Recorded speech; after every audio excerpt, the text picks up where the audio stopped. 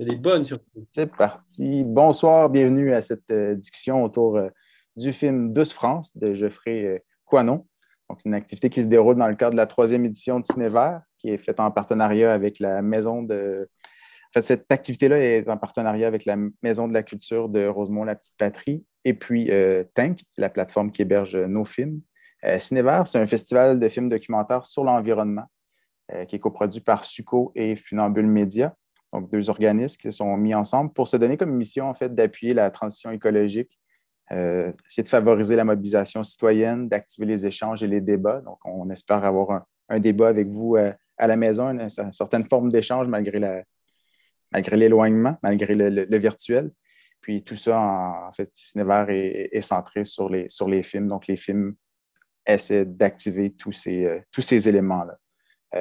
Tout ça est rendu possible grâce à nos précieux partenaires. Donc, je vais vous les nommer et les remercier en même temps. Donc, Affaires mondiales Canada, le Conseil des arts du Canada, le Conseil des arts de Montréal, le ministère des Relations internationales et de la francophonie, l'arrondissement Rosemont-la-Petite-Patrie, la FTQ, la Caisse d'économie solidaire des Jardins, la Maison du développement durable, et puis Galéa, Choc, CISM et CIBL. On vous remercie de votre précieuse collaboration.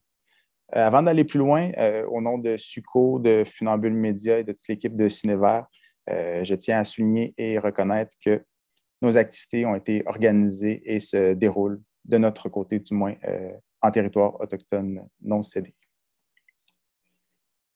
Pour la discussion aujourd'hui, donc on a deux merveilleux panélistes que vous voyez déjà. Donc, je vais vous les présenter un à un. Marc-André Carignan, qui est formé en architecture à l'Université McGill. Il est un des rares chroniqueurs spécialisés en développement urbain dans le paysage médiatique québécois. Il est également membre du comité consultatif de la stratégie québécoise de l'architecture auprès du gouvernement du Québec. Et aussi, en 2018, il a écrit l'essai Les écoles qu'il nous faut, dans lequel il tente de paver la voie à des environnements d'apprentissage plus créatifs et stimulants. Donc, merci d'être avec nous cet après-midi. Ben, c'est un plaisir, c'est un plaisir. Merci à vous de l'invitation. Et puis, Geoffrey Coinon, auteur et réalisateur. Il a fait des études en communication en France et en Angleterre. Puis, il a étudié en réalisation cinématographique en Belgique. En 2011, il a réalisé le documentaire radio On vous écoute au travail. On vous écoute travailler, excusez, qui est devenu un outil pédagogique utilisé à l'école. Donc, on voit l'intérêt pour stimuler la réflexion et une nouvelle façon de faire dans les écoles, ce qui a rejoint aussi avec notre premier panéliste. Côté cinéma, il a réalisé le moyen-métrage Newport en juin sur Arte, avec Arte en fait. Et puis Douce France, c'est son premier long-métrage. C'est bien ça? Oui, deuxième, mais voilà, oui. Parce que le premier était un assemblage de courts-métrages et auprès des jeunes, justement, et de l'éducation dans les crèches alternatives, en fait. D'accord. Donc, son premier, deuxième long-métrage ici. Et puis, à ça ajoute une dizaine d'années en tant qu'animateur social, éducateur, je ne sais pas trop comment le nommer, mais notamment autour de l'agroécologie. Donc, vraiment très, très dynamique au plan du brassage d'idées, des débats et de l'éducation populaire. Donc, merci d'être avec nous, Geoffrey. Merci de me tenir éveillé à 23 heures, heure française. Et en tout cas, très content d'être avec vous et hâte d'être avec vous bientôt, j'espère, en vrai, Oui, dans les salles. on se le souhaite. On se le souhaite. Et puis, moi, c'est Hubert Sabino-Brunette. Je suis membre du comité de programmation. Je vais nommer les autres personnes du comité de programmation parce qu'on ne les a pas nommées encore depuis le début de la semaine, mais Daniel Racine, Dia Angeli, Nicolas Goyette, Yasmina Britel et Charlotte Vaillancourt, merci pour votre travail. Puis, il y a aussi vous qui faites partie de la discussion donc à la maison. Vous êtes sur Facebook, sur les différentes pages, Tank, Suco, Funambule Média, Cinévert. La place est à vous. Écrivez dans les commentaires vos questions. Ça sera acheminé jusqu'à moi. Donc, peu importe où vous êtes bienvenus dans cette discussion.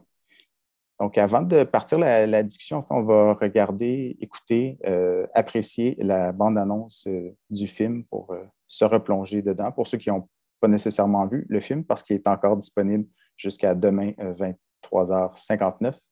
Donc, on va regarder la bande-annonce.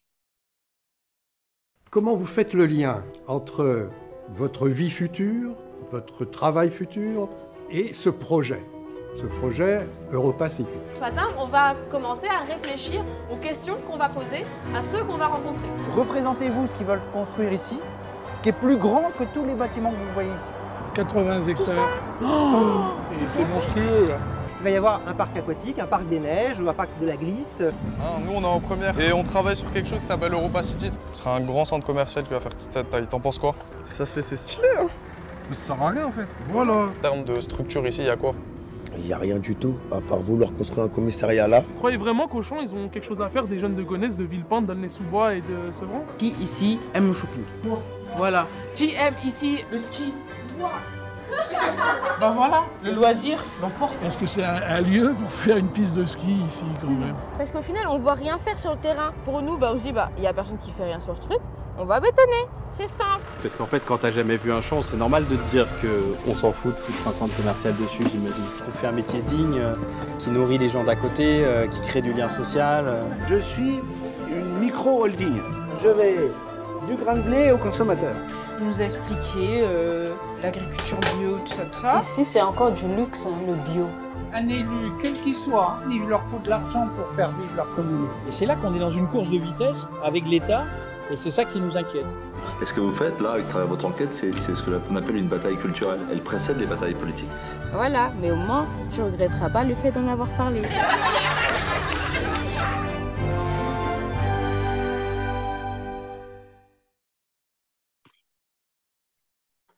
D'accord. Donc maintenant, on a un petit point commun. On a tous vu la même chose. Donc, ça nous permet de se replonger dans le film. En fait, pour lancer la discussion, j'aimerais d'abord commencer avec Geoffrey pour nous donner un peu les bases du processus de création du film, pour nous expliquer un petit peu comment tu en es arrivé à faire ce projet-là, à la fois très, très personnel, mais très, très collectif aussi. Donc, tu peux nous dire un peu le cheminement qui t'a amené à faire ce film-là. Mais c'est un sacré cheminement. Déjà au passage, avant tout de répondre en fait aux questions, je voulais juste en fait vous remercier encore une fois vous les uns les autres chaleureusement pour vous dire qu'on a besoin d'événements comme les vôtres. On a besoin de cinéma encore plus aujourd'hui qu'hier pour pouvoir changer le monde et puis continuer à maintenir des liens entre nous.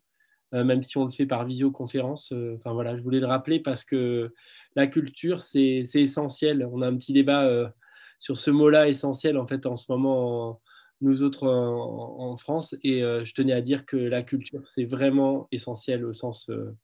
D'ailleurs, dans le mot agriculture, il y a bien le mot culture, donc ça veut dire aussi quelque chose. C'est pas anodin. Donc voilà, je voulais juste commencer là-dessus. Et effectivement, donc, dans mon parcours, comme tu l'as dit tout à l'heure, Hubert, je suis à la fois éducateur dans les quartiers populaires depuis plusieurs années, mais je suis aussi, j'ai été porteur de projets agricoles, donc j'ai fait du maraîchage, j'ai été confronté à la question de la raréfaction des terres et puis de l'accès à la terre, n'étant pas fils de paysan. Et puis, je fais du cinéma aussi, donc j'ai fait une école de cinéma. Donc, tout s'entrecroise et j'ai fait aussi l'animation territoriale où j'ai pu voir que la grosse problématique aujourd'hui de nos maux de notre société, c'est qu'en fait, on ne se rencontre pas entre différents milieux et que tu as les écolos d'un côté, tu as ceux qui s'occupent de l'économie de l'autre et puis les problèmes sociaux de l'autre, alors que tout est relié. Et donc, ça se retrouve effectivement dans le travail qu'on fait dans ce film. Et en fait, on a une démarche, je dis nous parce que je le fais au sein d'une association, c'est de faire des ateliers dans les écoles, dans les lycées, et de demander, je pense que ça va te parler, Marc-André, en fait, on fait des ateliers où on demande aux jeunes, aux lycéens, qu'est-ce qu'ils pensent de leur environnement.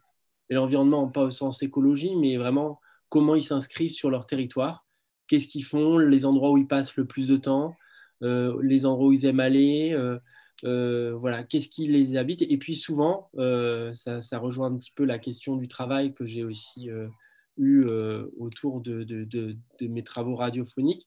C'est on demande qu'est-ce que vous voulez faire comme métier et quel est le lien entre vos métiers et votre territoire. Comment vous pouvez avoir de l'impact en faisant votre métier plus tard. Et c'est vrai qu'on ne leur pose jamais cette question-là. Et donc, voilà, le film est parti de ça, de ce territoire qui est la Seine-Saint-Denis. C'est un département qui est le département le plus pauvre de France, mais aussi le département qui est le plus jeune de France, et le département où il y avait le plus de zones commerciales, de centres commerciaux. Et enfin, bizarrement, le département aussi où il y avait les sols les plus profonds pour faire de l'agriculture. C'est même là où on disait à l'époque qu'on faisait le pain du roi. Donc, le blé venait de ces territoires-là. Et donc, on est parti dans cette aventure d'aller poser ces questions-là à ces lycéens. Et on a vu à peu près 800 lycéens voilà, dans différentes écoles. Et on leur a posé ces questions-là. Et on est tombé sur cette classe. Et là, il y a eu un coup de foudre, une rencontre. Et voilà, on a cheminé vers ce film ensemble où on leur a proposé de mener l'enquête. Je pense qu'on peut. En fait, le film a réussi à nous faire comprendre pourquoi il y a eu ce coup de foudre, entre autres à travers trois adolescents. Les jeunes sont tellement charmants dans le documentaire. C'est un coup de foudre, même en visionnant le documentaire sans les connaître. C'est ça. Ouais. Exact.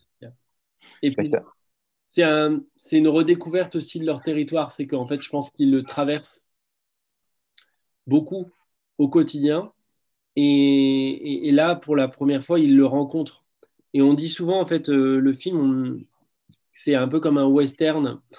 On en parlera peut-être à un autre moment sur la question de l'esthétique. Mais voilà, c'était aussi ça, ces jeunes, ces cow-boys qui marchent et qui rencontrent leur territoire.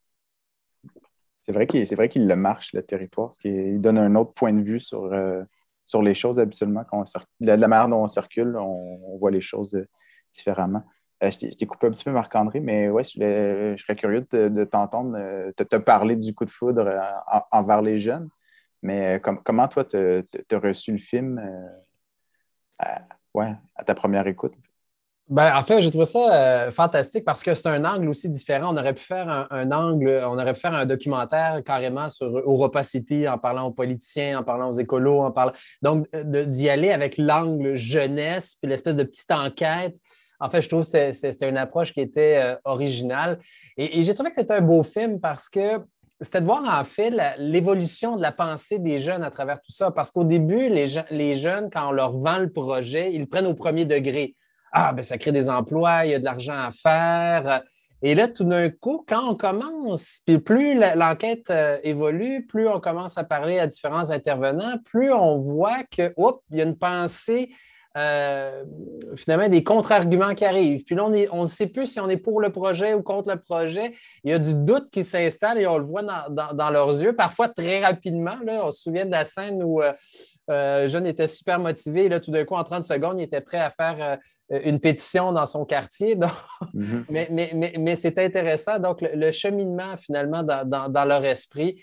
Et j'ai beaucoup aimé aussi l'entrevue dans le champ, carrément, avec le directeur de Europa City aussi et les jeunes qui étaient tout autour. En tout cas, c'était une belle façon, en tout cas, une belle mise en scène là, pour... pour avoir ce type de discussion. Puis d'ailleurs, il a été bon joueur de faire la discussion parce qu'il aurait pu le refuser carrément, sachant qu'il y avait peut-être un peu place à argumentation. Quoique je ne connais pas la culture française. Là, ici, c'est le genre de choses qui auraient peut-être été... Je sais que vous aimez les débats beaucoup là-bas. Nous, des fois, les débats, on est comme gênés de les entreprendre ou on les refuse carrément. Alors, non, bravo pour cette approche. Ouais, c'est un peu le sentiment qu'on avait eu quand on avait parlé à Geoffrey qui nous avait... parler de cette importance du débat, puis on sentait qu'il y avait peut-être pas ça ici, donc c'est quelque chose de très beau, de très confrontant, puis ce qui vient aussi dans la parole des jeunes, il y a quand même beaucoup de nuances. Il y a un moment qui est assez beau aussi quand il y a quelqu'un qui dit c'est bon pour l'économie, mais c'est pas bon pour l'environnement, donc je suis neutre. Je me mets entre les deux. Et puis, graduellement, son discours va changer aussi. Puis, à la fin, je pense que c'est lui qui va asséner le coup fatal au projet, justement, dans le champ. Ça démontre le pouvoir aussi de l'éducation et le pouvoir du citoyen bien informé. Tu sais, qu'on prenne ce projet-là, Europa City ou ailleurs, quand on a l'information juste, qu'on peut se faire sa propre tête, qu'on n'est pas à la merci d'une firme de relations publiques qui donne juste les arguments positifs, on voit que le pouvoir de l'éducation, de la sensibilisation, c'est essentiel pour une vie démocratique saine. Et donc, ça aussi, en fait, je trouve que c'est un volet fort du film qui démontre à quel point il y a du travail à faire des fois en ce sens-là. Là. Mm-hmm. Oui, dans la mesure où on ne peut pas connaître les possibles tant qu'on ne sait pas que ça existe non plus. J'aimerais ça t'entendre, Geoffrey, par rapport à comment c'est construit un peu l'enquête. Comment les intervenantes ont été sélectionnés, dans quel ordre. En fait, peut-être un peu nous informer sur le processus justement d'enquête des jeunes et de toi par le fait même. Alors, comme je le disais tout à l'heure, c'était plutôt un coup de foudre. En fait, c'était une rencontre. Il n'y a pas eu de casting. Souvent, on me pose la question, est-ce qu'il y a eu un casting Non, j'ai vu beaucoup de jeunes, mais ce n'était pas du tout spécialement... Enfin, c'était pour pouvoir faire connaissance avec le territoire sur lequel on allait mener l'enquête. Et puis, on s'est rencontrés dans les deux sens. C'est-à-dire qu'en fait, ils ont choisi le projet autant que moi, je les ai choisis. En fait, il y a vraiment une rencontre. Et c'est Samy, en l'occurrence, qu'on voit dans le film, qui est venu nous voir à la fin des cours et qui nous a dit « Monsieur, on a vraiment envie de faire ce film, on a vraiment envie de mener l'enquête, ça nous intéresse. » Et puis, il restait déjà avec nous, avec l'équipe, quand on faisait l'atelier. Il s'intéressait à la caméra, il s'intéressait à la prise de parole. Il y avait Amina aussi qui prenait beaucoup la parole. Au départ, c'était aussi un film sur une classe. Et puis, au fur et à mesure, ils sont ressortis du lot. Ça aurait pu être un film choral sur toute une classe qu'on suit. Ça aurait pu être aussi une photographie de jeunes qui restent convaincus par Europa City aussi. Ça, je ne savais pas où ça allait nous mener. Le but, en tout cas, c'était de s'immerger dans le parcours de jeunes. Et c'était ça qui me paraît le plus important, qui ne sont pas du tout sensibilisés à l'écologie à la base.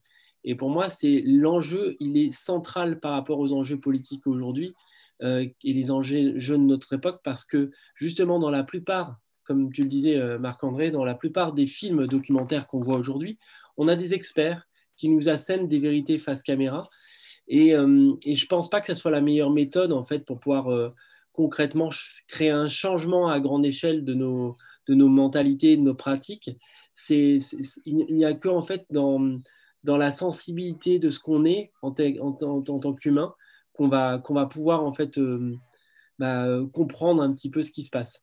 Et donc, pour continuer à répondre à la question sur le comment s'est construit l'enquête, on a donc, moi je suis issu de l'éducation populaire. Donc l'éducation populaire, le but c'est de donner des outils pour pouvoir réfléchir par soi-même. Au contraire parfois de l'éducation qu'on a dans les institutions de l'école qui assènent peut-être des connaissances. Là le but c'est de pouvoir dire les connaissances c'est pas le plus important. Le but c'est de chercher des outils pour pouvoir réfléchir pour chercher les connaissances. Les connaissances on y a accès un peu partout aujourd'hui, Wikipédia et tout, mais il y a trop de connaissances.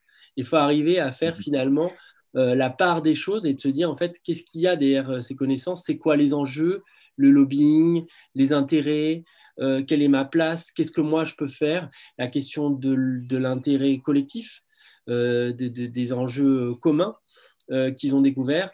Et ils ont mené l'enquête, on a fait aussi des mises en situation, on le voit d'ailleurs dans le film, pour qu'ils puissent comprendre ce que c'est qu'une méthode journalistique et une méthode scientifique.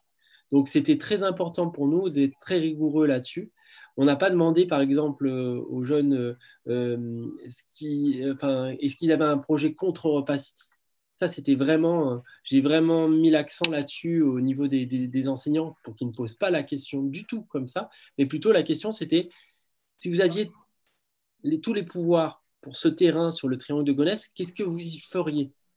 Quel est votre projet pour ce territoire? Et là, c'est plus intéressant de poser la question dans ce sens-là. C'est-à-dire qu'ils ont cherché, ils ont mené une enquête, au sens propre comme figuré. D'ailleurs, enquête, ils ont enquêté aussi, ils ont été en quête d'eux-mêmes.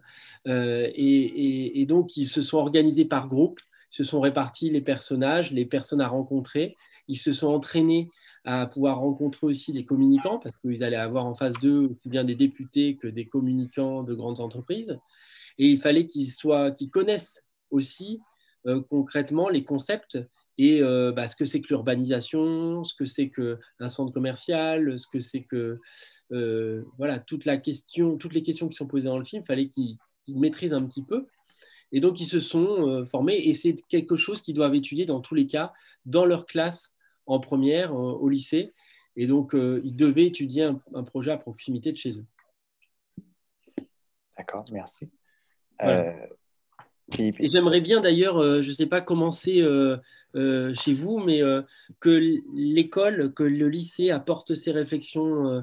Je pense encore une fois que ça va faire écho avec ta démarche, Marc-André, et du coup, de comment on peut faire se rencontrer des outils beaucoup plus pratiques, beaucoup plus pragmatiques, et surtout qu'on fasse sortir des murs, qu'on fasse sortir de l'école pour que le concept de l'urbanisation, on ne l'apprenne pas dans un livre, mais qu'on l'apprenne dans son corps, sur le terrain, comme quand on les voit traverser le pont sur cette séquence où je me suis bataillé au départ pour pouvoir proposer à l'enseignante de faire cet exercice-là. Elle me disait, mais ça n'a aucun intérêt, pourquoi? C'est très abstrait et tout.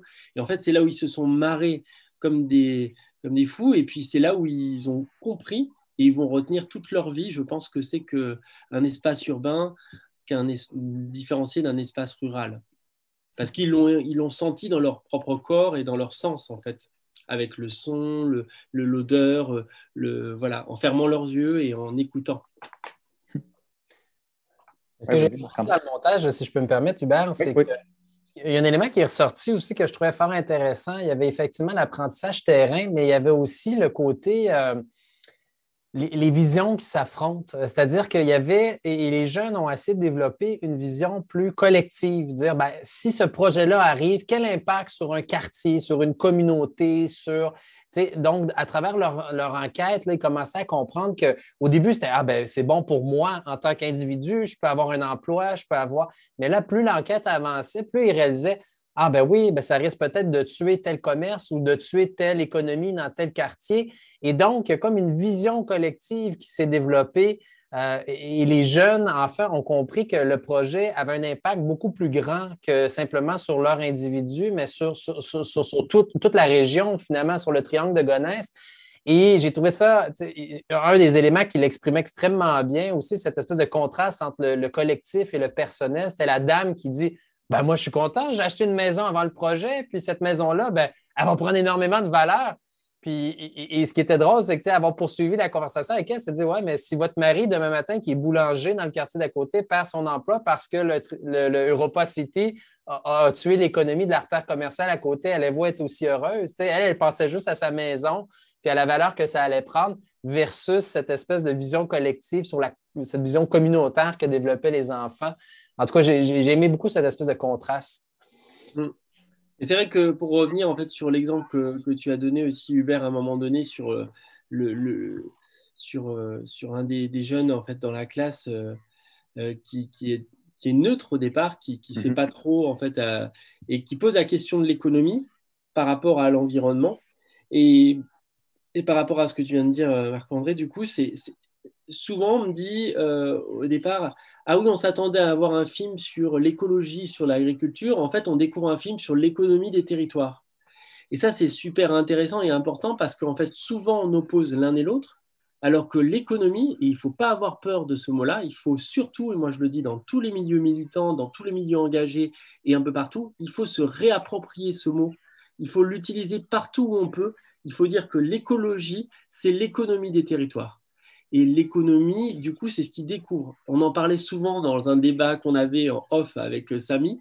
Je disais parce qu'il continue des études aujourd'hui, il fait des études en économie, justement. On a besoin d'économistes alternatifs, justement. Et je disais, tu sais, le mot économie, ça veut dire prendre soin de la maison. L'étymologie, c'est ça à la base. Je dis donc, tu vois, il y a pas, il n'y a pas de mal en fait à utiliser ce mot-là. Au contraire, mais par contre, c'est ce qu'on en a fait l'économie aujourd'hui. Donc, quand ils découvrent qu'il y a une autre économie, qu'il y a l'économie sociale et solidaire et une économie circulaire, là, il y a vraiment quelque chose qui se passe. Et c'est aussi ce qu'ils découvrent quand ils rencontrent cet agriculteur. Là, il y a vraiment aussi, ils se rendent compte qu'ils peuvent à la fois faire un métier épanouissant, qui a un impact positif pour leur territoire et où ils gagnent bien leur vie. Quand la première question qu'ils posent, alors qu'ils viennent d'un territoire le plus pauvre de France, c'est combien tu gagnes. La première question quand ils arrivent chez l'agriculteur, c'est quand même assez énorme. Et ils disent, ah oui, finalement, ouais, je ne pensais pas, il gagne bien sa vie, pourquoi pas. Donc ça, je pense que c'est quelque chose qu'on doit aussi remettre au centre du projet, c'est de dire, ce qui coûte le plus cher et ce qui n'est pas économe, c'est avant tout de détruire la terre et c'est avant tout de détruire des emplois qui sont utiles localement. Et ça, on le redécouvre à travers aussi la question du travail qui m'attire beaucoup dans les réflexions. C'est pour ça qu'on a choisi aussi des jeunes de 17 ans, parce que moi, je ne sais pas vous, d'ailleurs, j'aimerais bien poser la question aux spectateurs aussi. Qu'est-ce que vous vouliez faire en fait à 17 ans et où vous en êtes un petit peu aujourd'hui concrètement et du coup du sens que ça a pris en fait du métier et du travail dans nos vies. Donc j'aimerais bien aussi poser quelques questions comme ça aussi aux spectateurs, parce que là on est en train de parler entre nous autres et voilà, donc je ne sais pas si on va avoir quelques réponses, mais j'aurais bien aimé aussi poser la question de concrètement, on voit à travers ce film que ça fait se rencontrer des milieux différents. Et pour moi, je pense que la solution aujourd'hui au problème, elle est vraiment là. Et je me dis, est-ce que vous pouvez réfléchir aussi les uns les autres au Québec comment, avec ce film, par exemple, on pourrait aller voir des milieux, et quels milieux, et quels lieux qui ne partagent pas nos idées, comme les promoteurs immobiliers, comme voilà, enfin, on peut imaginer plein de choses, qui on pourrait aller voir. Parce que moi, je suis persuadé qu'en fait, il faut aller voir les gens avec lesquels on n'est pas d'accord, leur montrer des choses, des films comme celui-là. Et là, le débat commence. Et là, il y a vraiment quelque chose d'intéressant. Parce que je suis persuadé que les gens en question, les promoteurs ou ceux qui portent des projets comme ça, ils ne sont pas nés mauvais. Hein. Ils le deviennent par culture. Donc, je pense aussi qu'ils peuvent changer aussi par culture. Donc, question posée à tout le monde. Je ne sais pas si vous avez des idées, parce que voilà, c'est aussi un outil, ce film. Très, très bonne question. Je peux répondre à la première question. Moi, je devais faire de l'électricité des avions. Donc, je vous laisse deviner si ça a bien viré ou pas.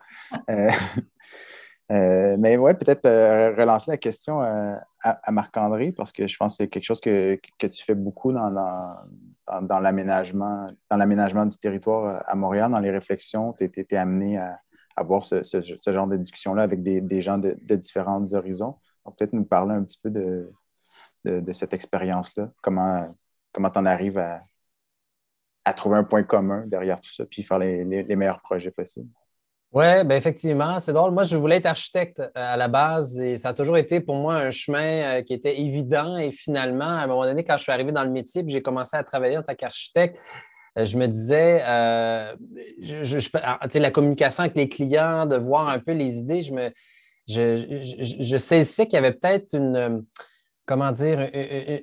mécompréhension ou une certaine forme il manquait une culture architecturale, on avait au Québec des chroniqueurs en sport, en culture, en politique, en environnement, en transport, mais on n'en avait pas en aménagement urbain, en architecture. Et donc, à un moment donné, je me suis dit, il me semble que ça prendrait justement quelqu'un dans les médias pour analyser les projets qui se font, comme ceux d'Europa City. Nous, ici au Québec, présentement, on a le Royal Mount, qui est un grand projet, aussi un grand Walt Disney de la consommation, qui a beaucoup de caractéristiques communes avec Europa City. On a un train électrique de la Caisse de dépôt, c'est formidable, le transport en commun, mais là, on veut le faire aérien, puis le faire passer dans des quartiers. Puis là, il y a une opposition qui est en train de se dessiner au loin parce que là, on disait, attends, oui, c'est du transport en commun, mais est-ce qu'on le veut en hauteur qui traverse des quartiers à côté des résidences? Donc, il y a tous des débats comme ça.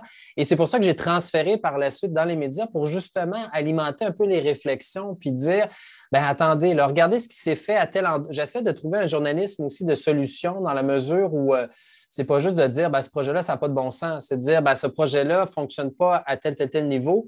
Voici ce qu'ils ont fait à tel autre endroit ou dans telle autre ville, puis comment on pourrait l'améliorer, et donc d'essayer d'amener des solutions sans nécessairement faire tomber le projet en soi. Donc, c'est un peu mon approche. Et c'est toujours comme ça que j'ai essayé de travailler. Et c'est drôle parce que Europa City, moi, c'est un des projets que j'avais suivi depuis déjà très longtemps. Puis quand j'ai vu que le projet était tombé il y a quelque temps, j'étais comme waouh, OK, le mouvement populaire sur le terrain est assez fort pour faire tomber un géant comme ça. Parce que souvent, des gros projets versus le petit citoyen, on a l'impression que c'est David contre Goliath, là, que c'est impossible de faire tomber ce type de projet-là. Et au Québec, on le voit avec Royal Mount, qui est ce grand aussi centre commercial avec divertissement. Puis bon, on dit justement que ce n'est pas juste du shopping, c'est exactement comme Europa City. Là. Il y a plein d'autres composantes. Puis on va faire de l'agriculture urbaine, puis des bâtiments écolos, puis blablabla. Dans ce projet-là, il y a eu beau avoir énormément de contestations de la part des citoyens, des professeurs universitaires, des architectes. Il y a plein de gens qui ont fait des chroniques là-dessus puis qui disaient que ça n'a pas de bon sens comme projet. Ça va tuer certaines régions économiques, ça va cannibaliser d'autres centres commerciaux existants. On va juste diviser l'économie puis perdre des territoires finalement. Et finalement, le projet a quand même lieu. On n'a pas réussi du tout à ébranler le promoteur, à part là, il y a eu quelques améliorations. On a rajouté une composante résidentielle, par exemple, mais à ma dernière compréhension de ce projet-là, c'est une composante qui est intégrée de force sur le côté, qui n'a aucune cohésion avec le reste du projet. Là, on est loin d'un quartier vivant et habité comme ceux qu'on retrouve sur le plateau Mont-Royal ou Villeray ou autre, où vraiment on a un tissu urbain qui est très cohérent et qui est très agréable en matière de qualité de vie, là. Donc, c'est ça. Des fois, on a l'impression que c'est vraiment David contre Goliath, ce type d'intervention-là. Donc, j'étais content. Je trouve Geoffrey très optimiste en disant des fois, il faut aller cogner à la porte des promoteurs. On peut peut-être leur faire changer d'idée.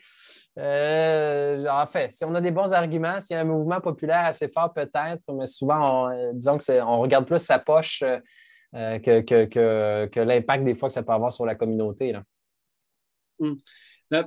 Je suis optimiste, moi je suis un éternel optimiste et je crois en l'humain. Sinon, mais bon, après, je suis réaliste aussi, hein, j'ai les deux. Je pense qu'on peut être les deux à la fois.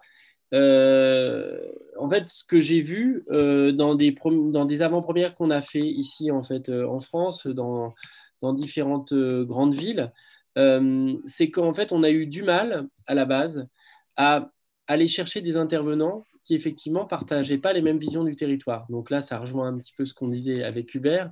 Ça, c'était le premier stade.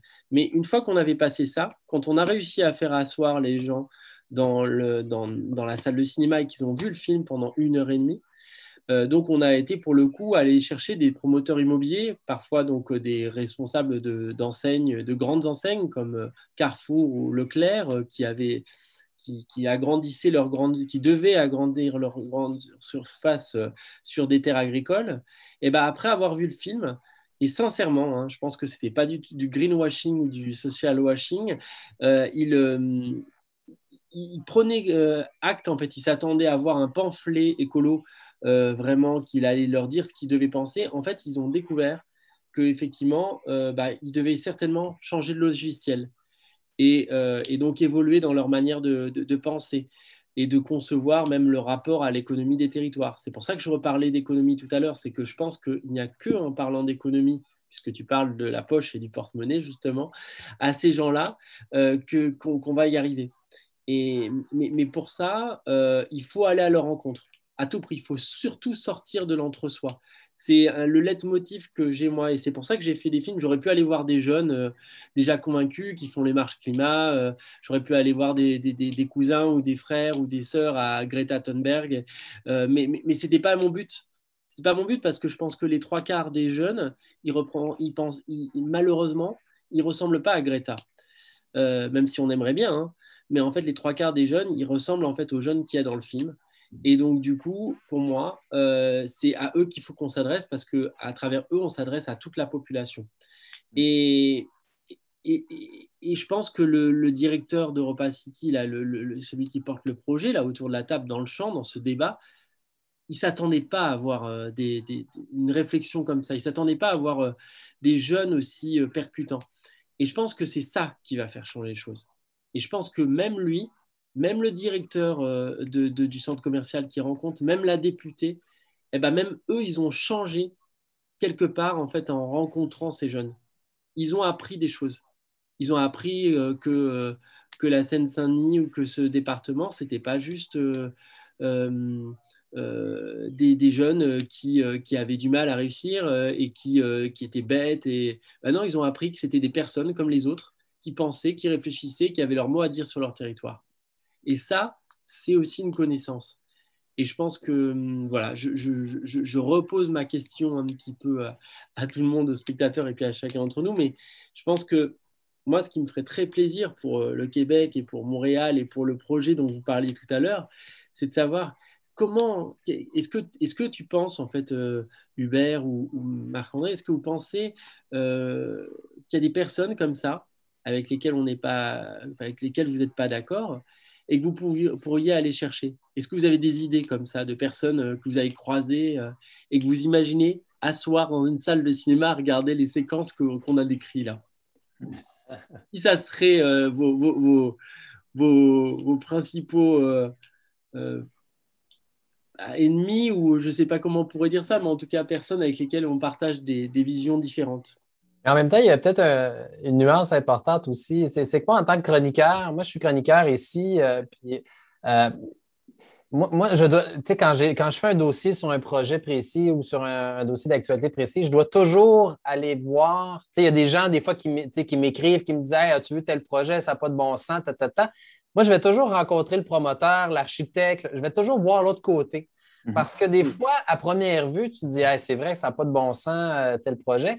Mais là, quand tu vas comprendre leur vision de l'histoire, ou des fois, les médias ont tendance aussi à être sensationnalistes, là, mettons, à mettre un gros titre sur un journal.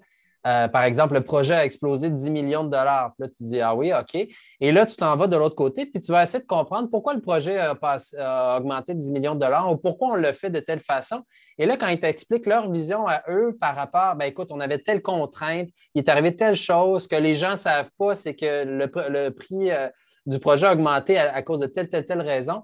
Tu fais ah, OK, ben oui, là, ça apporte beaucoup de nuances. Donc, après ça, moi, je me sens beaucoup plus outillé pour amener une analyse sur la place publique en disant OK, ben oui, il y avait ce titre-là dans le journal ce matin, mais ce que vous devez savoir, c'est ça, ça, ça. Maintenant qu'on sait ça, on s'en va où, là? Et donc, parce que souvent, c'est un peu un jeu dangereux, puis on le voit avec les médias sociaux, on le voit avec toutes sortes de dossiers. Les gens commentent dans l'actualité sans avoir les données, sans avoir pris le temps de faire un peu de recherche. Et les jeunes, c'est encore là, on le voit dans le film, commencent avec une position super simple, super naïve et finissent avec une position beaucoup plus éclairée parce qu'ils ont pris le temps de s'informer. Et c'est ça, malheureusement, souvent qu'on ne prend pas le temps de faire. On s'arrête aux titres accrocheurs sur les réseaux sociaux qui passent sur Twitter ou sur Facebook. Mais quand on prend le temps de bien s'informer, des fois, notre position évolue beaucoup, puis ça crée des débats qui sont beaucoup plus structurés et structurants pour l'avenir de nos villes, par exemple. Tout à fait. Puis on voit qu'il y a du débat dans cette classe-là, mais qu'elle se fait souvent dans le sourire et même la rigolade. Donc, il y a ça aussi d'être prêt à avoir les commentaires des autres qui ne nous plaisent pas nécessairement, des points de vue différents.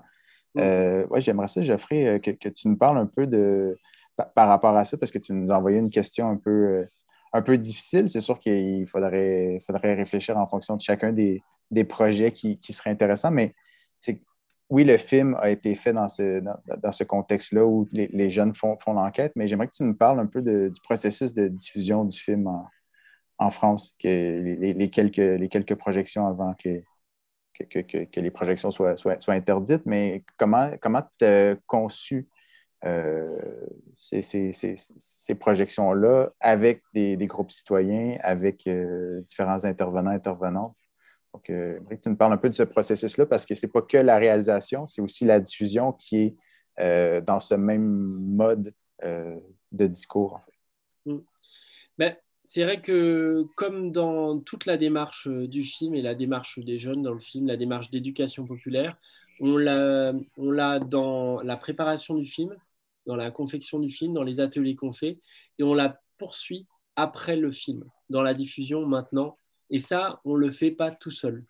On le fait avec vous et on essaie de le faire avec un maximum de personnes. Donc, c'est aussi un appel que je peux lancer même là maintenant à toutes les personnes qui nous regardent ou à toutes les personnes qui verront le film plus tard ou qui reverront ce débat. On a besoin de vous pour pouvoir que le film que vous avez vu ou que vous allez voir, en fait, c'est soit en fait un vrai outil pour votre territoire qui puisse impacter. Des Europa City, il y en a partout. Effectivement, comme tu en parlais, Marc-André, comme vous en parliez ensemble, c'est essentiel. Enfin, le projet Europa City, c'est tellement gigantesque, c'était tellement énorme, ça fait cas d'école, mais en fait, tout le monde, toutes les régions, tous les pays du monde peuvent s'identifier à ce cas-là. On a montré le film, en fait, par exemple, dans un festival. Alors, c'était marrant avec une personne qui était italienne et puis un autre espagnol qui ne parlait pas français et il n'y avait pas de sous-titres du film. Ils ont vu juste le film comme ça en français, donc ils ne parlaient pas un mot de français et ils ont tout compris. Ils ont dit, mais il se passe la même chose en Espagne, il se passe la même chose en Italie. Et en fait, on pourrait dire la même chose partout en France. Ça se passe au nord de Paris, mais ça se passe de la même manière dans toutes les régions en France. Donc, à travers ce cas d'école, en fait, on peut poser tout un tas de questions sur nos territoires respectifs et faire que nos élus, les gens qui aménagent le territoire, les promoteurs, les maires, etc., puissent s'identifier à cette situation-là. Et donc, effectivement, pour répondre à ta question, on a fait un projet de diffusion du film qui ne se limite pas au film qui dure 1h30, mais on a préparé un kit de projection, un kit pédagogique avec des extraits et qui sont des outils qui peuvent être utilisés par les enseignants, par les professeurs, par les lycéens, par les étudiants aussi globalement, parce qu'en fait, on part du principe qu'avec cet outil pédagogique et quelques extraits thématiques du film qui abordent l'économie, qui abordent l'agriculture, l'alimentation, l'écologie, en fait, on peut poser des questions avec 2-3 minutes d'extrait. Déjà, on peut faire un débat pendant 1h30, 2 heures. Et là, on peut changer concrètement les choses. Ça veut dire que concrètement, avec un extrait de 2-3 minutes et puis les outils et les jeux qu'on vous propose dans ce kit de projection, dans ce kit pédagogique, vous pouvez aller organiser un débat dans votre quartier, dans votre ville, avec des personnes, des élus, avec votre comité d'entreprise, avec tout un tas d'endroits où en fait vous pouvez semer le débat. Et on a vu des répercussions et des choses impactantes assez intéressantes, comme par exemple une personne dans son entreprise où il y avait 400 personnes, elle a proposé la diffusion d'un extrait du film. Ils ont fait un débat pendant 1h30 avec les dirigeants, avec les employés, et ils ont décidé finalement dans leur entreprise de s'approvisionner le midi pour pouvoir manger auprès d'un maraîcher et auprès de producteurs locaux, et donc de sortir d'une alimentation de masse dégueulasse à une alimentation locale et qui nourrit aussi les agriculteurs à proximité. Et il y a eu toute une réflexion aussi sur comment en fait l'entreprise pouvait cesser de s'étaler dans une zone commerciale et une zone industrielle. Donc il y a eu toute une réflexion qui a été menée. Donc on voit bien que là, on n'était pas dans des milieux conquis, et avec seulement un extrait de 3 minutes où on voit Jennifer réfléchir dans le film, ils se sont posés des questions cruciales. Donc voilà, donc ça, c'est si les uns, les unes et les autres, vous êtes intéressés, n'hésitez pas à laisser vos coordonnées, mail ou autre, on vous enverra le kit pédagogique. Et l'idée, c'est effectivement qu'on organise un maximum de débats comme ça, un peu partout, pour pouvoir dire, OK, je vais chercher mon voisin, la personne avec lesquelles je ne suis pas d'accord, ma famille, je ne sais pas, en fait, c'est des outils qui peuvent être utilisés n'importe où. Et là, concrètement, on est d'accord, on discute, quoi. Tout à fait. Ben, j'invite les gens à la maison à communiquer, soit dans le chat pour ceux qui sont intéressés ou d'écrire directement à Cinévar. On se fera un plaisir, en fait, de servir d'intermédiaire à tout ça. Puis ça m'amène à une question. À moins que Marc-André voulait réagir oui, par rapport à ce que j'étais preneur pour le kit, je vais le prendre. Oui. Et tu disais que c'était difficile un petit peu de semer le débat, en fait, vous n'étiez pas forcément à l'aise par chez vous Juste comparer votre émission Tout le monde en parle en France versus Tout le monde en parle au Québec. On n'a pas la même... au Québec, on a peur des fois de l'affrontement, du débat. Dès ça commence un peu à chauffer sur un plateau, il y a un malaise qui s'installe, alors que chez vous, c'est une culture, le débat. Là. Donc, c'est un exemple très clair qui... des fois, c'est ça. Ça crée des malaises, le type de débat, des fois, qui s'enflamme un peu. Ouais. Pourtant, c'est là, pour moi, je suis persuadé, c'est là où tout se passe. C'est la question des frontières. Tu sais, c'est quand on sort de sa zone de confort, qu'on va rencontrer quelqu'un avec lequel on n'est pas à l'aise de discuter. Et bien là, tu sais, comme tu disais tout à l'heure, en fait, on affûte nos arguments et en fait, on se dit, ah oui, oulala, faut pas que je sois trop laxiste sur les chiffres que j'emploie et autres, faut que je sois précis, en fait. Faut que, si je veux... Parce que là, je vais être en face de moi, il va y avoir quelqu'un qui maîtrise les chiffres aussi et qui a un argument bien béton, pour pas faire de jeu de mots. Et donc, du coup, va falloir que je sois assez créatif et fertile dans mon argumentation, quoi. Béton fertile, ça c'est c'est le rêve de Royal Mount, justement, avec les plantes vertes en plastique, parce que c'était plus écologique que de les arroser. Mais petit détail parmi tant d'autres. Par rapport à ce que tu dis, Geoffrey, j'aimerais relancer la balle à Marc-André par rapport aux arguments qu'on entend dans le film, parce qu'il me semble y avoir encore là aussi une universalité. C'est les mêmes choses qu'on entend ici sur les projets. J'aimerais t'entendre par rapport à ça. Est-ce que ça t'a à la fois marqué, surpris ou... En fait, je trouve ça décourageant dans une certaine mesure, des fois qu'on avance les mêmes arguments qui sont un peu bidons. Puis, tu sais, Geoffrey a raison, on en voit partout des Europa City en train de se bâtir, puis même quand ce n'est pas nécessairement des centres commerciaux. Moi, ce qui me fascine, en fait, dans le développement urbain, à une certaine époque, les promoteurs, les architectes construisaient un bâtiment. Au mieux, peut-être un ensemble de bâtiments comme un campus universitaire ou autre. Mais de plus en plus, le développement immobilier, on construit des quartiers. Donc, c'est des projets qui sont de plus en plus gros, avec des sommes qui sont de plus en plus gigantesques. Et souvent, les promoteurs se font une fierté de dire c'est un investissement record au Québec pour tel projet. Et souvent, malheureusement, c'est des projets qui vont se faire en silo de l'existant. Tout ce qu'on dit, c'est que c'est mieux, c'est plus gros, mais est-ce que ça ne va pas venir cannibaliser les secteurs autour? Est-ce qu'il n'y a pas une synergie à créer avec la ville existante déjà? Non, on pense le projet en silo et ça a des impacts souvent majeurs sur l'économie des quartiers, sur des secteurs complets. Et souvent, les arguments, c'est ça, bidons qu'on va évoquer, c'est par exemple, on fait miroiter un nombre d'emplois en disant ça va créer 1000 emplois ou 1500 emplois dans votre secteur. Mais ce qu'on oublie de dire, c'est que souvent, les emplois qu'on va créer, c'est des emplois un peu précaires, là, c'est-à-dire que, c'est des vendeurs de magasins, c'est des choses comme ça, des magasins qui appartiennent souvent à des chaînes étrangères, donc c'est de l'argent en plus qu'on fait sortir finalement du pays. Et les emplois, donc, qui sont assez précaires, ce n'est pas nécessairement des emplois qui mènent à des grandes carrières ou tout ça. Et les retombées économiques qu'on va aussi vanter sont souvent surestimées en disant, écoutez, on va créer tant de dollars, tant de retombées économiques, tant d'emplois.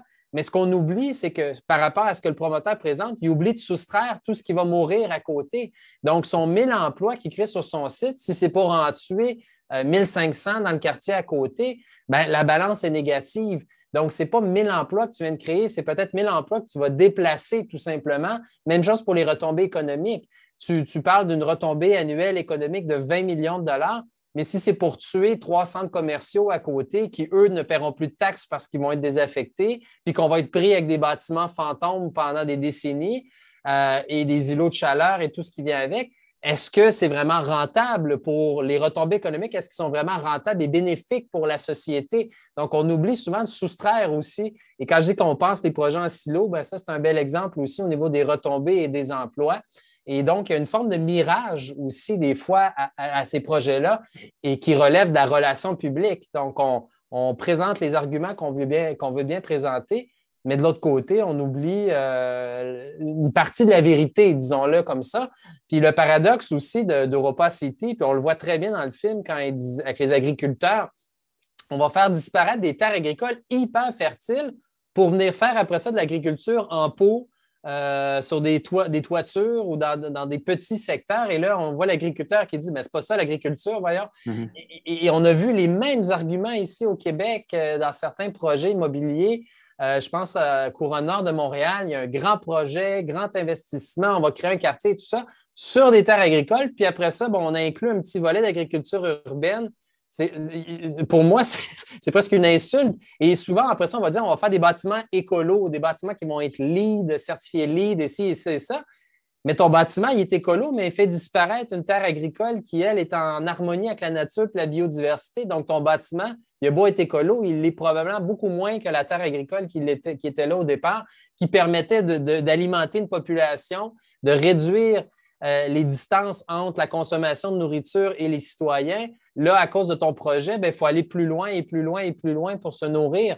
Donc, c'est des arguments qui sont fallacieux et qui, à la limite, je parlais de mirage, c'est même d'Afrine. Mm-hmm.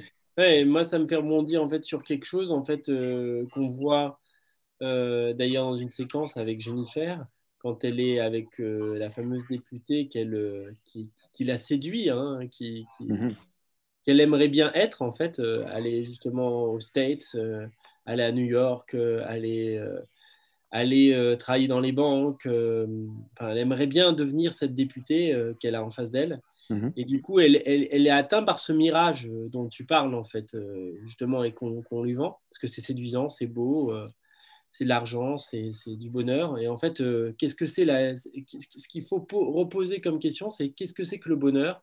Qu'est-ce que c'est que la réussite?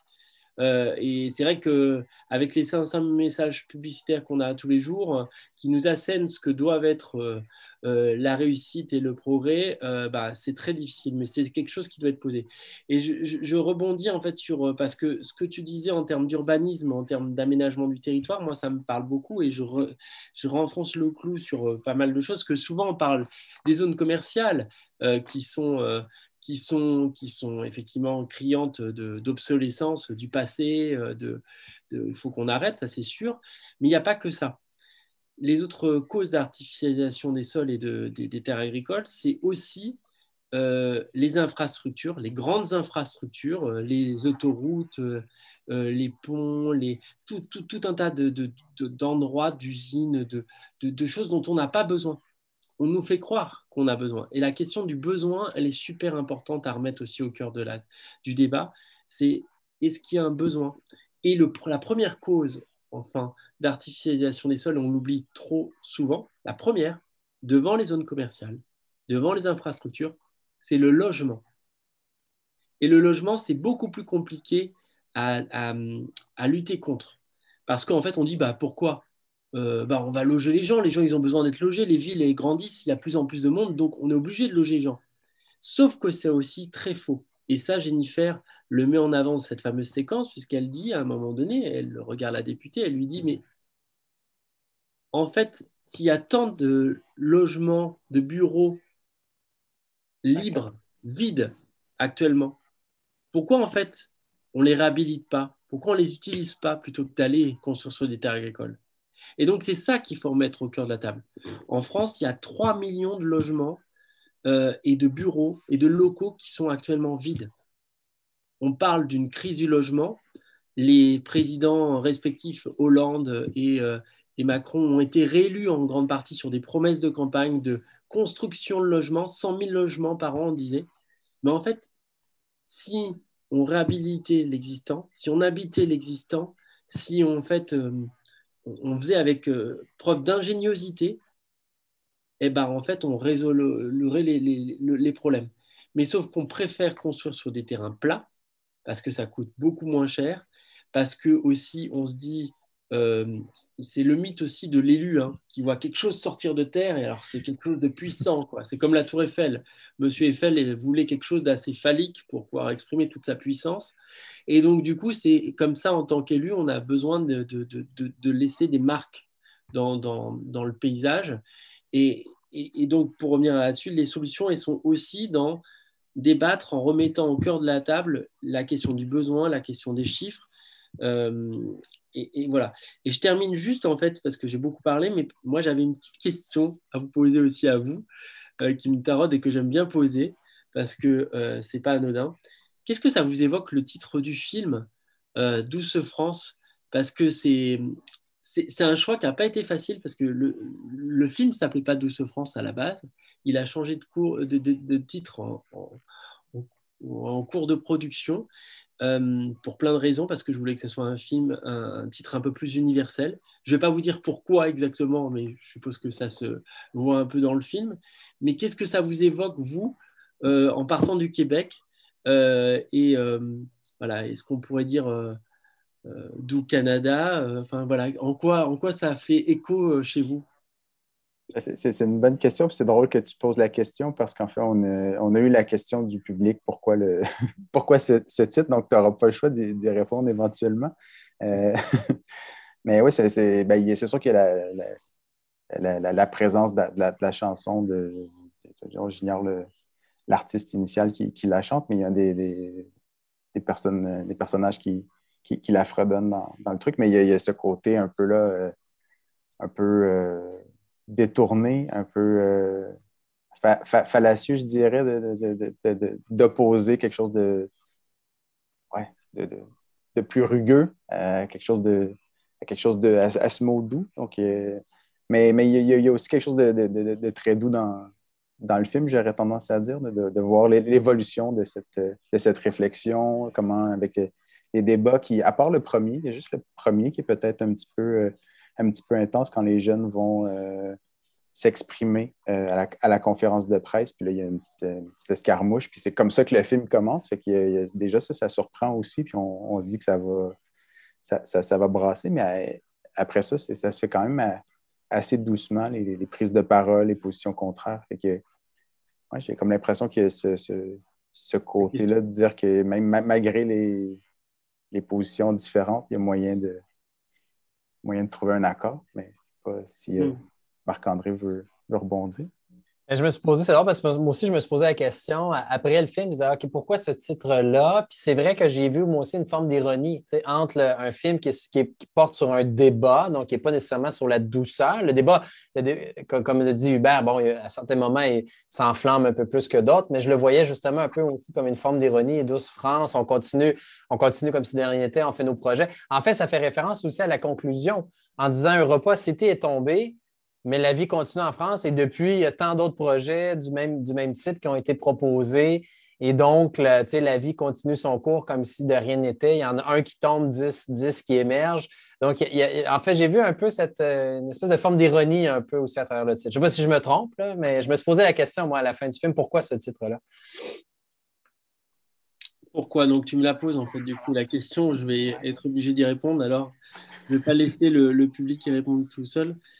Alors, pourquoi? Alors, ça n'a pas été une décision facile à prendre parce que, en fait, je cherchais quelque chose qui parlait, en fait, du débat en profondeur du film. Comme je l'ai dit, pour moi, ce film, il incarne la question politique centrale aujourd'hui qui est sur la table. La question centrale, ce n'est pas uniquement la question écologique. La question centrale, c'est du vivre ensemble.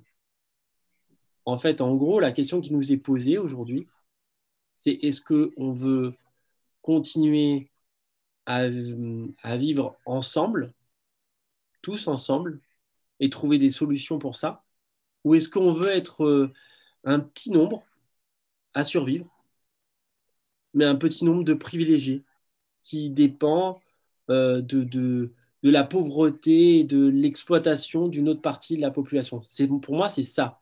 La vraie question qui est posée, c'est la question sociale. Et la question finalement, la Terre, elle va continuer à exister en fait. Est-ce qu'on continue à vivre ensemble ou pas? Et pour moi, à travers ce mot, bien sûr, qui est très ironique, 12 France, bon, il y a plein de choses. Il y a la chanson de Charles Trenet à l'époque qui parle effectivement beaucoup en fait à la population française qui est connue à travers différentes générations, mais aussi à travers différentes cultures. Quand on va en banlieue, qu'on pose la question de 12 France, eh ben, c'est pas Charles Trenet, c'est pas un artiste, c'est pas le chanteur de l'entre-deux-guerres qu'on va énoncer, c'est Rachita.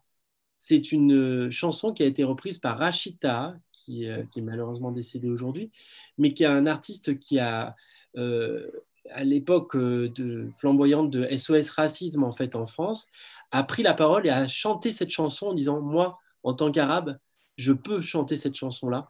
Et il a provoqué les extrémistes du Front National, donc les extrémistes de droite, en leur disant « Moi, je suis français ». Et en fait, toutes les personnes qui sont issues de l'immigration, elles sont aussi françaises. Et en fait, on vit ensemble dans ces banlieues-là.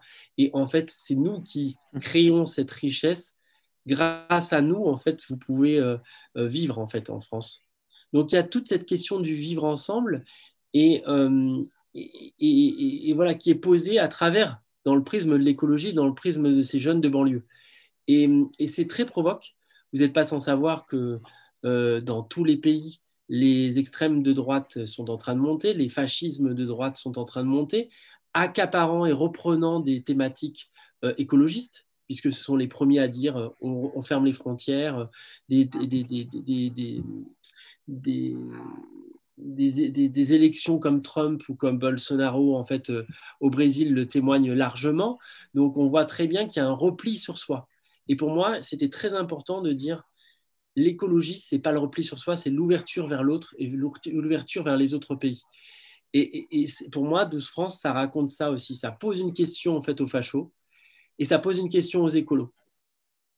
Et de dire, en fait, comment, en fait, justement, là, on se remet autour de la table et, en fait, on parle. Et puis, il y a tout aussi une sémantique qui est derrière, c'est que, bien sûr, 12 France, à l'international, en fait, un peu partout, je ne sais pas quelles images vous avez de la France, mais c'est la cuisine, généralement, c'est la bonne bouffe, c'est la baguette, c'est le bon français avec son bon pain et tout, enfin le bon cliché un petit peu du campagnard français, quoi, du franchouillard.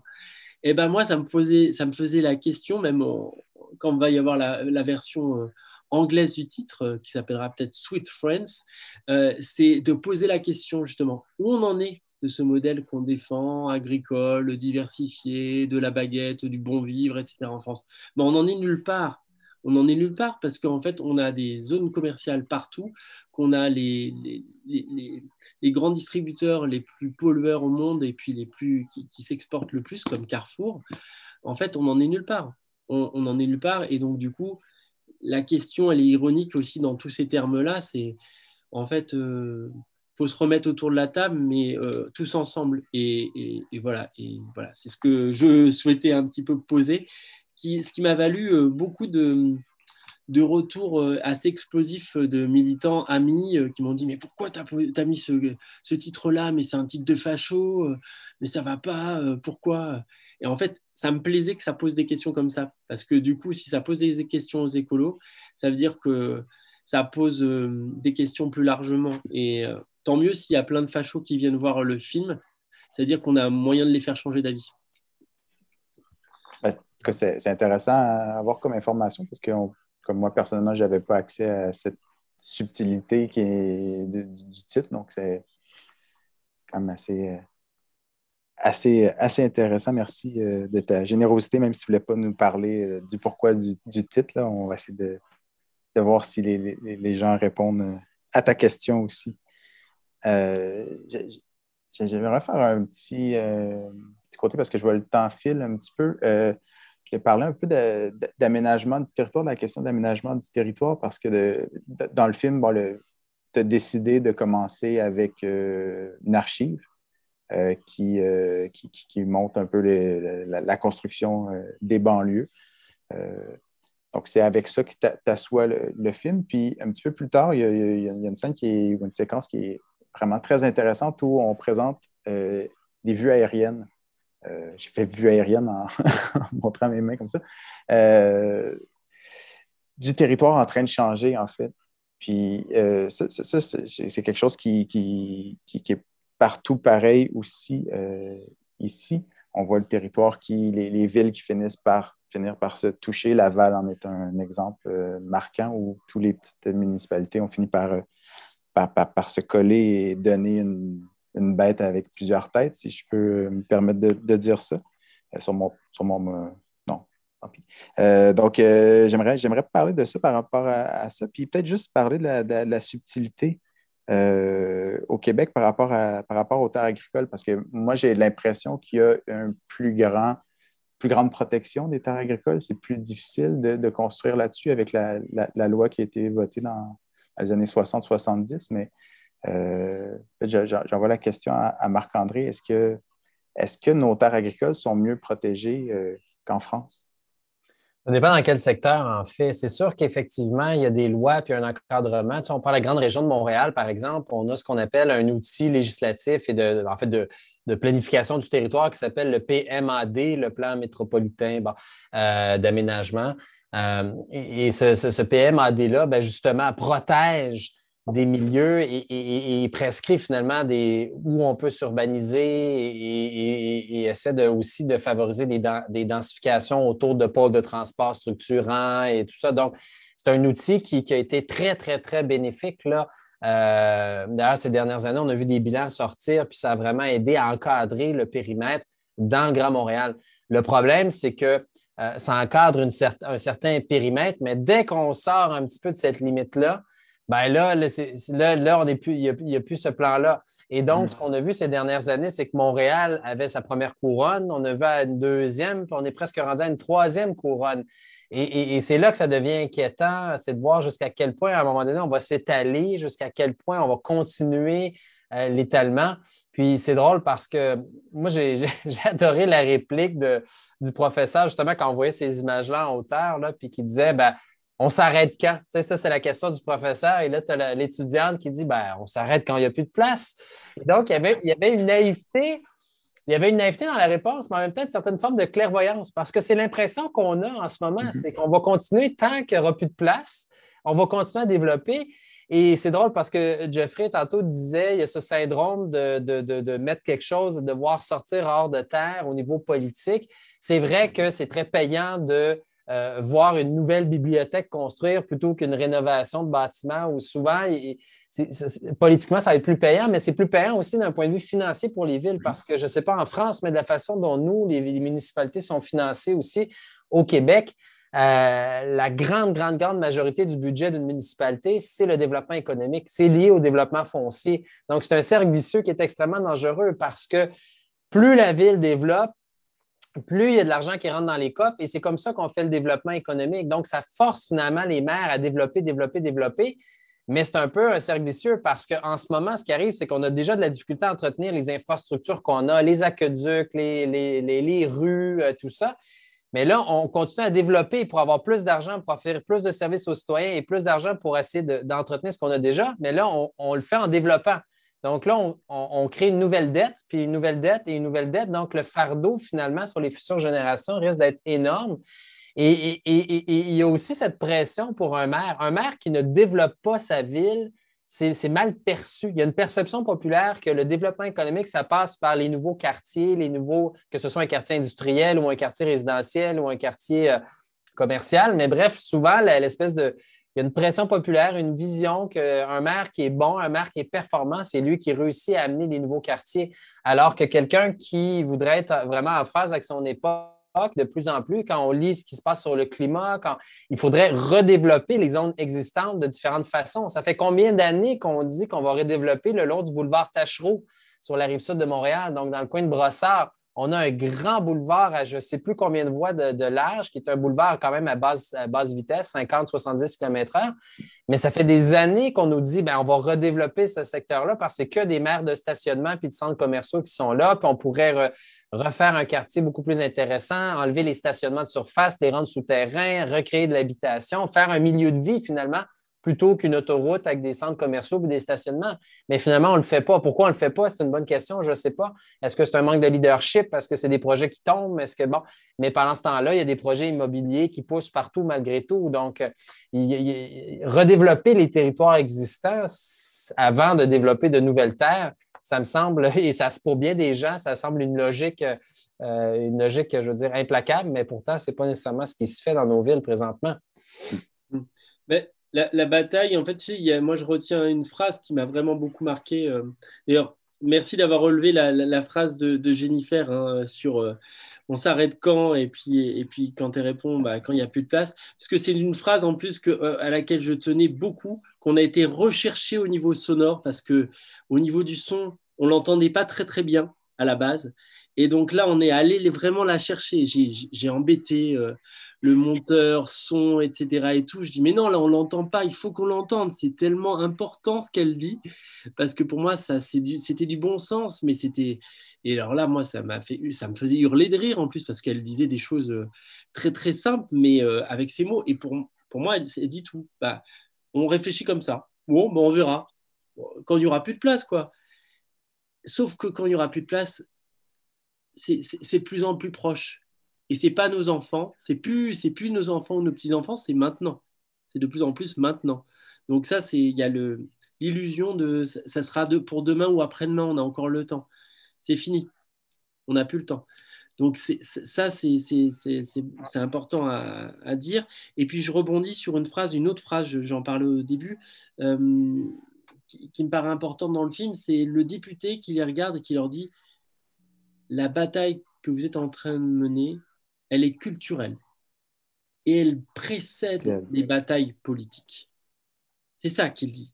C'est un élu qui a été en plus agriculteur et qui est devenu élu, qui dit ça à des jeunes de 17 ans qui découvrent la vie, qui sont en train de mener une petite enquête comme ça, tambour battant, tranquille, ils arrivent, ils rentrent dans l'Assemblée nationale avec les dorures et tout. Et là, le député leur dit ça à des jeunes, à des pauvres. Mais c'est génial ce qui est dit. Et pour moi, tout est dit.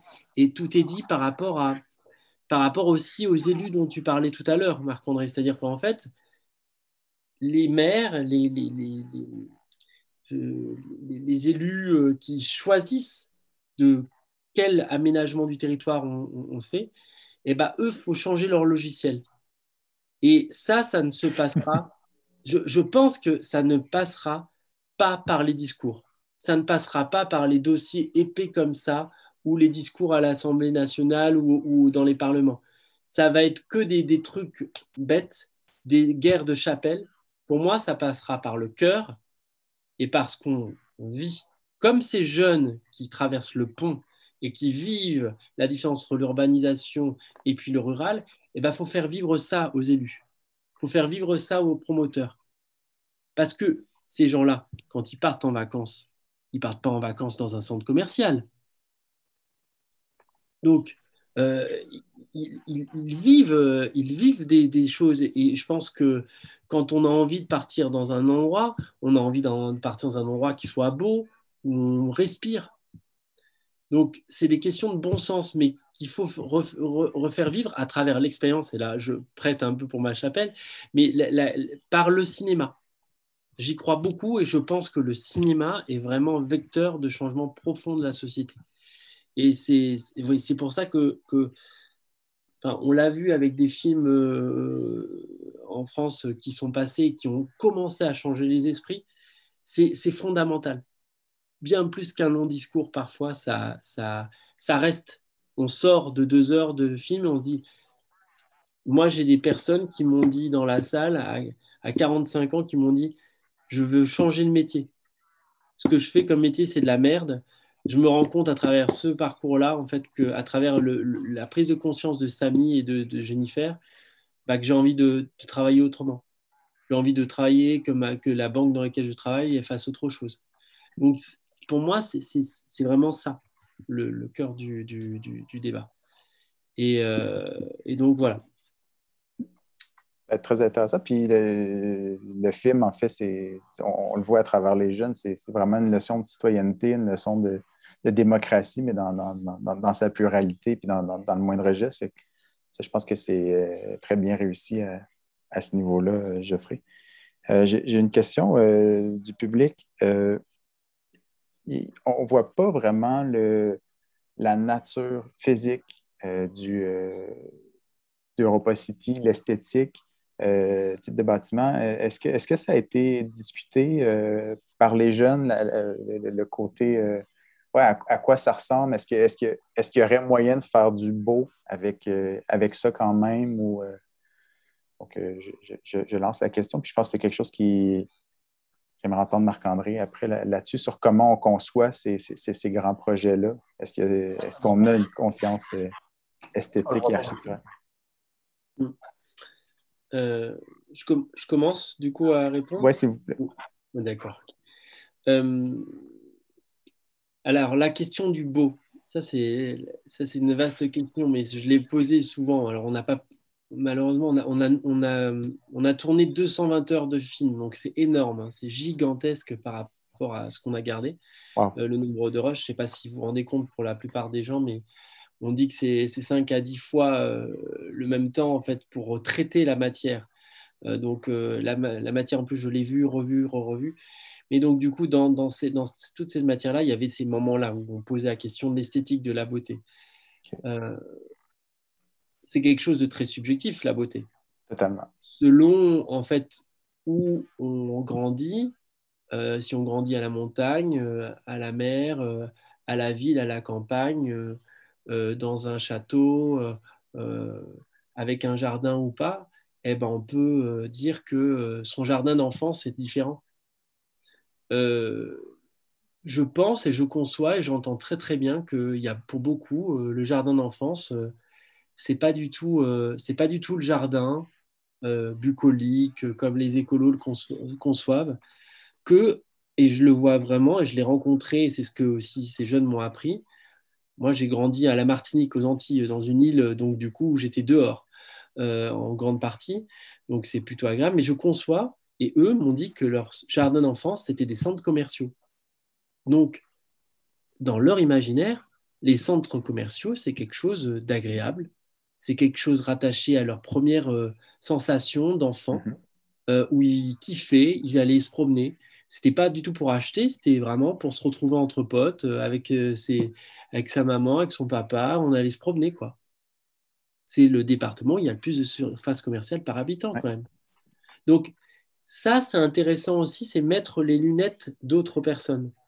Je dis pas ça parce que vous avez tous les deux des lunettes, hein, mais du coup, parce que d'habitude aussi j'en ai, mais en fait, vraiment, et ça, moi, je pense que c'est le premier, c'est une bonne question, franchement. Qu'est-ce que c'est que la beauté? Déjà, quand on se pose cette question-là, ça veut dire qu'on n'a pas la vérité.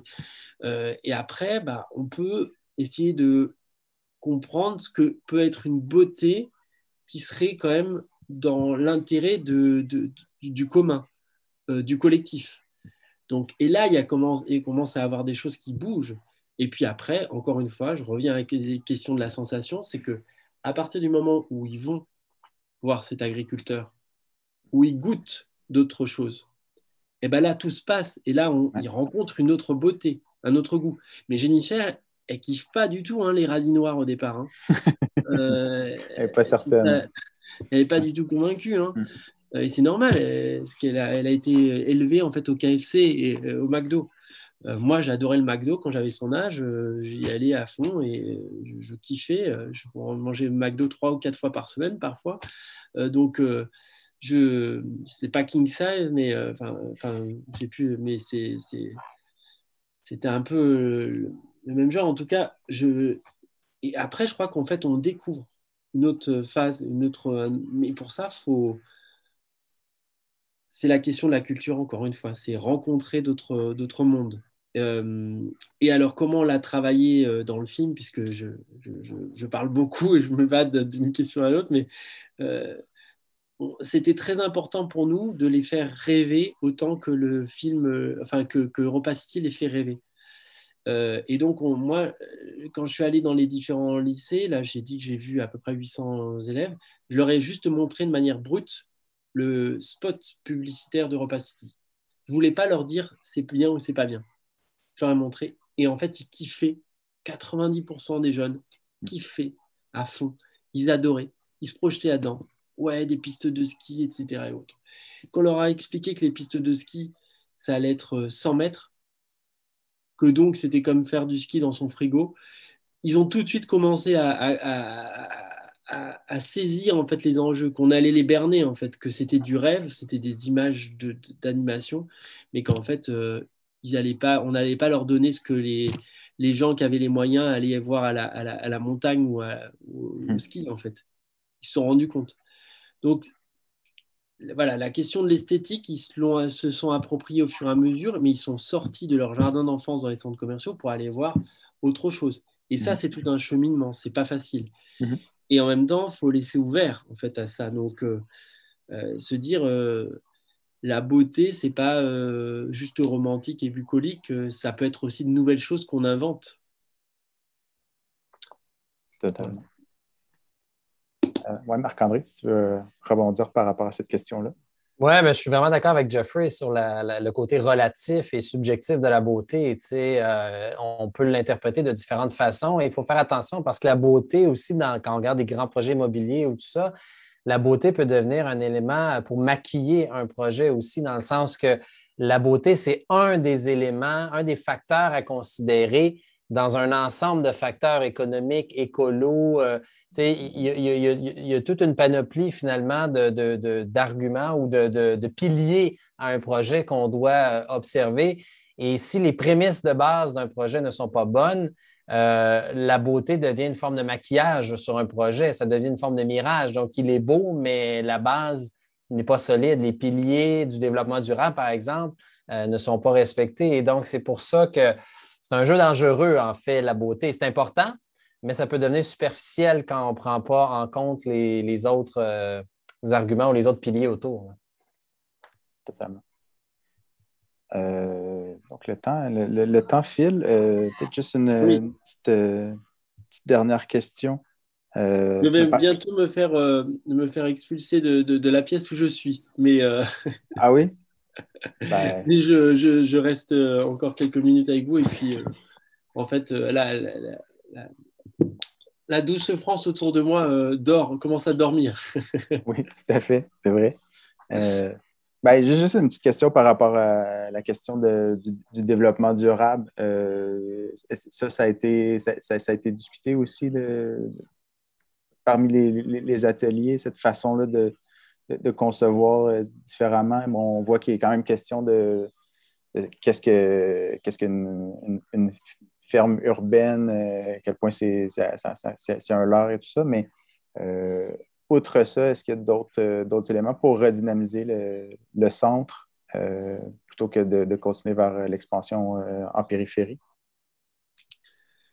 Alors, ils se sont intéressés justement dans leur recherche à tout un tas de projets justement d'une autre ville, d'un autre habitat, d'un autre aménagement du territoire. Donc ça, bien sûr, on ne le voit pas. On a beaucoup filmé en fait en classe, et puis il y a aussi plein de choses qui n'ont pas été filmées même. Mais dans le processus, effectivement, ils enquêtent, ils vont à la rencontre de tout un tas d'exemples, d'alternatives positives, où on relie économie, sociale et écologie, donc du coup, et ils se sont appropriés aussi ces concepts-là, et aussi le concept de greenwashing. Ils se sont très vite rendus compte, c'est simple, hein, n'importe quelle personne peut s'en rendre compte quand on met des chiffres sur la table, quand on parle de cette petite ferme qui ferait 8 hectares, alors que le lieu en première empreinte fait 80 hectares dans la première partie, puis 300 hectares en prenant tout en compte, jusqu'à 600 hectares Donc là, on multiplie plus par 10, en fait, mais bien plus. Donc là, ils se sont dit, mais non, là, la ferme, ils nous bernent complètement. Et puis, quand ils ont rencontré cet agriculteur fabuleux qui leur dit ouais, ça c'est un truc de Parisien, c'est un truc la petite ferme pour aller toucher 2-3 chèvres. Donc ça, ils se sont rendus compte très clairement de la question. Et en même temps, ils ont cherché aussi, fait preuve d'innovation parce que on ne le voit pas non plus dans le film, mais ils ont proposé des projets alternatifs et qui reliaient à la fois éducation, donc éducation, apprendre les métiers autour de l'agriculture pour les jeunes. Ils ont relié ça en fait à la santé. Ils ont relié ça à l'université. Il y a eu vraiment tout un tas, une diversité de projets. Ils ont relié ça au sport. Donc, ils ont essayé d'imaginer donc, un lieu multi-activité où on pourrait préserver les sols et en même temps faire du sport et en même temps développer des choses en termes de santé, c'est-à-dire des produits, des médicaments locaux. Ils ont été très, très, très ingénieux et créatifs. Et ça, c'est aussi une des particularités. Quand on arrête de segmenter, de fermer les esprits, quand on dit vraiment on peut tout faire et allez vous renseigner sur d'autres choses, bah là c'est fabuleux parce que la créativité commence. Ils ont imaginé aussi de la musique, de l'artistique en fait pour pouvoir exprimer des choses avec le street art, avec l'expression aussi des quartiers, avec le rap, le slam, la musique aussi populaire et puis le mélange des cultures. Enfin, il y avait plein de choses qui ont été mises comme ça sur la table. Et ça, c'est comme quand on leur pose la question, qu'est-ce que vous voulez faire comme métier plus tard? Comme ils n'ont rien encore fait, comme à 17 ans, on n'a rien encore fait malheureusement. On devrait faire plus de choses avant 17 ans, c'est-à-dire aller chez un agriculteur, aller voir un artisan, faire de la cordonnerie, faire de la boucherie, tuer un animal aussi pour pouvoir se rendre compte en fait de ce que c'est que le sacrifice d'un animal. Comme ça, en fait, on se rendrait compte qu'il faut moins manger de viande et que même pas du tout en manger. Enfin, voilà, toutes ces choses-là, en fait, expérimenter ce que c'est que ce que la vie c'est. Plutôt que d'être dans des livres là et puis de se dire donc ça c'était important. Voilà, je m'éternise encore, désolé, des grandes réponses, je me tais.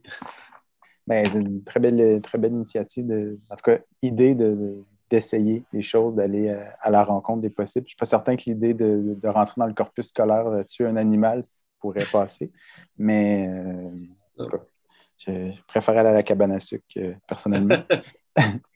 Peut-être par rapport à une question du public pour Marc-André, puis après on va te laisser aller te reposer, Geoffrey, mais quel projet faudrait surveiller à Montréal qui s'inscrit un petit peu ou dans la grande région de Montréal qui s'inscrit un peu dans cette thématique-là? On a parlé du Royal Mount, mais est-ce qu'il y aurait quelque chose, un autre projet sur lequel il faudrait au moins ouvrir les yeux puis commencer à faire notre propre enquête pour...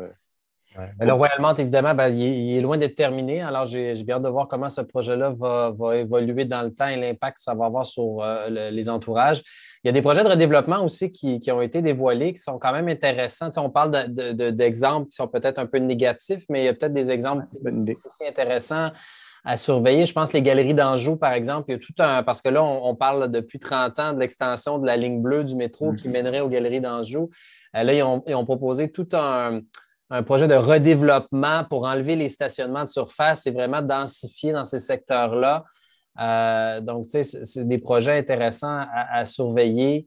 Le projet dont je parlais tantôt sur la couronne nord de Montréal, j'oublie le nom, là, puis il me semble que c'était pas loin de Mirabel, mais bref, j'aurais aimé ça vous donner un nom plus précis, mais ça, c'est un projet qui était quand même, qui a été fort critiqué, là, c'était un investissement jamais vu au Québec, mais dans le fond, c'était exactement sur des terres agricoles avec un petit volet d'agriculture urbaine qui devient un peu ridicule. Ouais, c'est ça. Fait qu'il y a des bons projets qui se dessinent. Puis je pense que ça, c'est un des problèmes aussi souvent. C'est que les projets négatifs vont souvent attirer beaucoup plus l'attention dans les médias parce que les gens vont les critiquer. Puis là, il va y avoir des lettres ouvertes. Puis là, on en parle. Mais les bons projets, on en entend très peu parler. Et donc, je pense qu'il y a une importance à faire ressortir ces projets-là sur la place publique pour qu'on puisse comprendre, ah ben oui, ça, des bons projets, inspirons-nous de ça. Puis là, ça rayonne, en les faisant sortir sur la place publique, ça rayonne, ça peut influencer des élus, ça peut influencer des promoteurs, ça peut influencer... Donc, il faudrait parler davantage souvent de des côtés, des projets positifs qui sont bien réalisés. Le problème, c'est que ça n'attire pas l'attention des médias souvent. Alors, on n'en parle pas, mais en tout cas, il faudrait trouver le moyen de le faire. Moi, j'essaie de le faire, c'est ça, souvent dans mon travail, quand justement vient le temps de critiquer un projet, j'essaie d'en sortir d'autres. Mais c'est, ouais, malheureusement, on parle plus de ceux qui ne fonctionnent pas que de ceux qui fonctionnent. Ouais. Bon, quand est-ce qu'on organise une projection bientôt là-bas avec des élus et des gens avec lesquels on n'est pas d'accord, justement? Bonne question. La fin du débat là-dessus. Il va falloir attendre qu'on ait le droit de faire des projections à la base, mais c'est pas tombé dans les oreilles de sourds. Puis on invite le public à manifester s'ils veulent avoir des projections, débats de ce film. On espère que ça permettra de transmettre l'information puis d'initier ces initiatives citoyennes et autres. Donc, en tout cas, moi, je suis partant pour venir faire une tournée par chez vous et on prend un par un les projets inutiles et imposés, comme on les appelle aussi autrement ici en France. Et on va voir surtout les personnes avec lesquelles on n'est pas d'accord, avec grand plaisir. Et puis, j'en profite aussi pour rappeler, pour ceux, il y a le film d'1 heure et demie, bien entendu, mais en attendant, dès maintenant, comme je le disais tout à l'heure, il y a un kit de projection. Il y a un kit pédagogique qui est utilisable avec des courts extraits. Il y a 6 courts extraits que vous pouvez vous saisir. Et donc, pour ça, il faut juste laisser-nous vos coordonnées. Je ne sais pas comment c'est possible. Si sur le chat, vous pouvez laisser vos adresses. Sur le chat ou à l'adresse sur le site internet des Cinévers. Ouais. Voilà, en mettant le nom de la ville ou de l'endroit aussi au passage. Enfin, voilà, et nous, on vous enverra toutes les informations, vous nous transférez les adresses mail, on vous enverra donc les kits de projection. Et voilà, avec grand plaisir, parce que effectivement, c'est des outils. Enfin, c'est rare qu'on fasse ça pour un film. Hein. Les cinéastes, généralement, ne veulent pas qu'on dénature le film, qu'on enlève des petits extraits et tout, et qu'on les mette un peu comme ça, libre dans la nature. Mais pour moi, ce qui m'intéresse, c'est que ça a un impact pour vous concrètement à Montréal et qui a un impact pour vous dans tous les projets dont vous avez parlé. Donc, si ça peut vous servir, c'est ça aussi l'intelligence collective, c'est ça. Donc, saisissez-vous-en et puis utilisez-les dans vos classes et puis surtout dans vos entreprises, dans les endroits aussi où on ne pense pas à la même chose. Et puis peut-être aussi dans vos dîners familiaux à Noël ou quand on rencontre des gens avec lesquels on n'est pas d'accord, pour mettre un petit peu de piquant dans les dîners familiaux pour pouvoir faire un peu de débat, quoi. Ah oui. Là, c'est le français qui revient au-dessus. Hein. C'est bon. Pimentez votre barbecue avec un bon débat familial. Mais on n'a pas encore le droit de faire de barbecue, donc ça attendra. Mais merci, on voit que l'animateur éducateur populaire est vraiment très, très, très imbriqué dans le cinéaste. Donc, merci. On va te laisser aller te reposer, retourner à ta nuit. Déjà que l'image a arrêté de bouger tantôt, donc je pense même que ta connexion doit aller se reposer. Mais merci d'avoir participé à la discussion. Merci beaucoup, Marc-André Carignan, d'avoir participé, d'avoir ajouté vraiment beaucoup d'éléments à cette discussion. Je remercie le public d'avoir suivi. Et je vous rappelle que le film est disponible encore jusqu'à demain, minuit.